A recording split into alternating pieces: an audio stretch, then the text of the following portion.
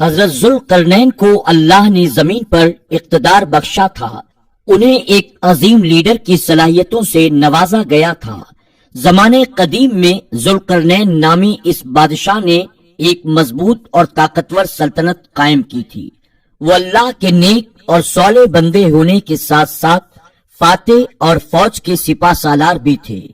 حضرت ذوالقرنین بادشاہ ہونے کے باوجود توحید اور آخرت کے قائل تھے. ایک روایت کے مطابق ذوالقرنین کا نام سکندر تھا اور یہ حضرت خضر علیہ السلام کے خالہ زاد بھائی تھے. حضرت خضر علیہ السلام ان کے وزیر اور جنگوں میں علمبردار تھے. علماء کے نزدیک ذوالقرنین نبی نہیں تھے بلکہ اللہ کے صالح بندے اور نیک بادشاہ تھے. انہیں اللہ نے قرآن مجید میں ذوالقرنین کہہ کر کیوں پکارا ہے؟ اس کے متعلق علماء اکرام کی مختلف رائے ہے. بعض کے نزدیک انہوں نے 2 سینگ یعنی 2 کناروں کا چکر لگایا تھا اس لیے ان کا لقب ذوالقرنین تھا. بعض کا قول یہ ہے کہ ان کے بال کافی لمبے تھے اس لیے وہ 2 حصوں میں بانٹ کر اسے باندھا کرتے تھے اس لیے لوگ انہیں ذوالقرنین کہتے تھے. ایک قول یہ بھی ہے کہ ان کے تاج پر 2 سینگ بنے ہوئے تھے اس لیے ان کا نام ذوالقرنین ہو گیا. قرآن مجید میں حضرت ذوالقرنین کے 3 سفر کا حال بیان کیا گیا ہے جو سورہ کہف میں تفصیل سے موجود ہے. یہ سفر نہایت ہی عجیب اور عبرت خیز تھے. حضرت ذوالقرنین نے پرانی کتابوں میں پڑھا تھا کہ سام بن نوح کی اولاد میں سے ایک شخص آب حیات کے چشمے سے پانی پی لے گا تو اسے کبھی موت نہیں آئے گی. اس لیے حضرت ذوالقرنین نے مغرب کا سفر کیا. آپ کے اس سفر میں حضرت خضر علیہ السلام بھی آپ کے ساتھ تھے. وہ آب حیات کے چشمے تک پہنچ گئے اور اس کا پانی پی لیا مگر حضرت ذوالقرنین کے مقدر میں یہ پانی پینا نہیں تھا. وہ محروم رہ گئے. اگلے سفر میں آپ مغرب کی جانب روانہ ہوئے. آپ وہ سب منزلیں طے کر کے ایک ایسے مقام پر پہنچ گئے جہاں سورج غروب کے وقت ایسا نظر آیا کہ وہ ایک سیاہ چشمے میں ڈوب رہا ہے جیسا کہ سمندری سفر کرنے والوں کو آفتاب کالے پانی میں ڈوبتا نظر آتا ہے. وہاں ان کو ایسی قوم ملی جو جانوروں کی کھال پہنے ہوئے تھی. اس کے سوا کوئی دوسرا لباس ان کے بدن پر نہیں تھا اور دریائی مردہ جانوروں کے سوا ان کی غذا کا کوئی دوسرا سامان نہیں تھا. یہ قوم نسک کہلاتی تھی. یہ قوم فسق و فجور کا شکار ہو چکی تھی. ان میں سرکشی اور بغاوت عام تھی. اللہ رب العزت ان کی سرکشی پر ذوالقرنین کو فرماتا ہے کہ یہ تمہاری مرضی ہے کہ تم انہیں سزا دو یا ان کے ساتھ اچھا سلوک کرو. حضرت ذوالقرنین نے دیکھا کہ ان کے لشکر بے شمار ہیں. یہ لوگ بہت ہی طاقتور اور جنگجو ہیں. حضرت ذوالقرنین نے ان لوگوں کے گرد اپنی فوج کا ڈیرا ڈال کر ان لوگوں کو بے بس کر دیا. چنانچہ کچھ لوگ ایمان لے آئے اور کچھ لوگ آپ کی فوج کے ہاتھوں مارے گئے. دوسرا سفر حضرت ذوالقرنین نے مشرق کی طرف کیا اور وہ طلوع آفتاب کے آخری کنارے پر جا پہنچے. وہاں آپ نے سورج کے طلوع ہونے کے منظر کو اپنی آنکھوں سے دیکھا اور ایسا محسوس کیا کہ جیسے سورج زمین کے اس خطے پر آباد ایک قوم پر ابھر رہا ہو. یہ لوگ بغیر لباس اور مکان کے غاروں میں رہا کرتے تھے اور ان کے پاس سر چھپانے کے لیے چھت تک نہیں تھی. وہ بے سہارا کمزور اور لاچار لوگ جانوروں کی طرح غار میں زندگی بسر کر رہے تھے.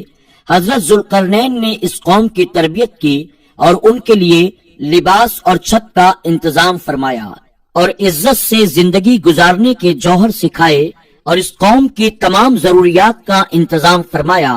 حضرت ذوالقرنین نے یہاں اپنا سفر ختم نہیں کیا بلکہ وہ شمال کی طرف بڑھے اور شمالی جانب میں وہ کف کی پہاڑی کے علاقوں تک جا پہنچے. وہاں انہیں ایک ایسی قوم ملی. ان لوگوں نے حضرت ذوالقرنین کے اس نیک سلوک سے متاثر ہو کر یہ التجا کی کہ پہاڑ کے اس جانب ایک قوم آباد ہے جو یاجوج ماجوج کہلاتی ہے. یاجوج ماجوج حملہ کر کے ہر وقت انہیں پریشان کرتے رہتے ہیں. اگر ممکن ہو تو 2 گھاٹیوں کے درمیان میں جو दर्रे हैं इन्हें बांट दीजिए और इस सिलसिले में जो लागत आए हम वो देने को तैयार हैं। चुनांचे हजरत जुल्करनैन ने उनकी इस दरख्वास्त को कबूल कर लिया और कहा कि तुम्हारी माली इमदाद की कोई जरूरत नहीं, अल्लाह का दिया हुआ बहुत कुछ मेरे पास मौजूद है। अलबत्ता कुछ मजदूर मुहैया करा दो तो मैं ऐसी दीवार बना दूंगा जो निहायत ही मजबूत होगी। लिहाजा पहले लोहे के बड़े बड़े तख्तों की ऊपर नीचे तहें जमाई गईं, जिनकी लंबाई दोनों तरफ की घाटियों तक पहुंच गई। तो लोगों को हुक्म दिया गया कि खूब आग भड़काओ और इस काम के लिए लकड़ी और कोयले को इस्तेमाल में लाया गया। जब लोहा आग की तरह सुर्ख हो गया और पिघलना शुरू हो गया, तांबा ऊपर से डाला गया जो लोहे की चादरों के दरमियान में जाकर पैवस्त हो गया और ये सब कुछ मिलकर पहाड़ सा बन गया। बुलंदी की वजह से इसके ऊपर चढ़ना भी मुश्किल था, उसे तोड़ा भी नहीं जा सकता था। और जब ये दीवार तामीर हो गई तो हजरत जुल्करनैन ने अल्लाह का शुक्र अदा किया कि जिसने ये दीवार बनाई और लोगों को आए दिन की परेशानियों से निजात दिलाने की तौफीक बख्शी, मगर साथ ही उन लोगों को ये भी बताया कि ये दीवार अगरचे बड़ी मजबूत और मुस्तहकम है मगर लाजवाल नहीं है। जो चीज भी बनी है बिल आखिर फना होने वाली है। जब तक अल्लाह को मंजूर है तो कायम रहेगी और एक वक्त ऐसा आएगा कि ये दीवार तबाह हो जाएगी तो कयामत करीब होगी। दरअसल याजूज माजूज याफस बिन नूह की औलाद में से हैं।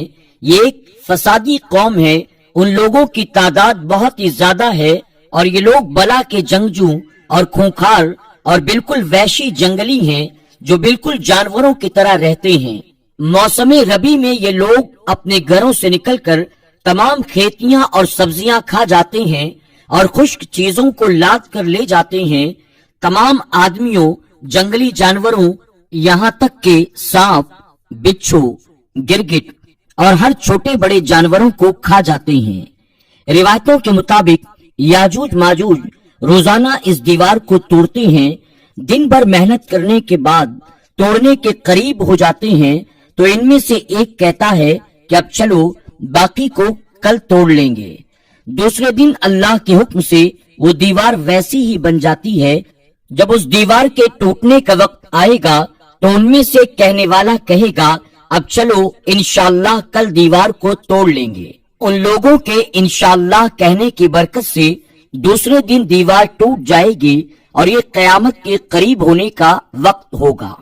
दीवार टूटने के बाद याजूज माजूज निकल पड़ेंगे और जमीन में हर तरफ फितना और फसाद और कत्ल गारत करेंगे। कुरान पाक में जिस जुल्करनैन का जिक्र मौजूद है उनके मुतालिक मुफस्सिरीन और मौर्रिखीन ने मुख्तलिफ बादशाहों को जुल्करनैन करार दिया है।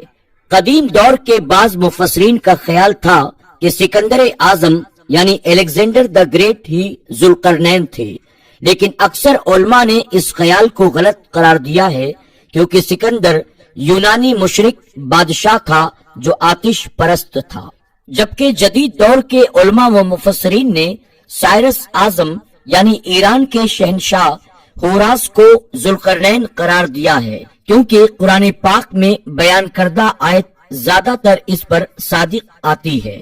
बहरहाल जुल्करनैन के सफर और वाकयात के अहम पहलू ये हैं कि उसने लोगों के साथ सिर्फ ये ना कि नरमी का रवैया इख्तियार किया बल्कि उनकी हर मुमकिन मदद भी की और अपनी ताकत और कुव्वत, शान शौकत पर कभी गुरूर नहीं किया और ये अजीम बादशाह कायनात के हकीकी बादशाह की इताअत और रजा के लिए हमेशा सजदा रेज रहा।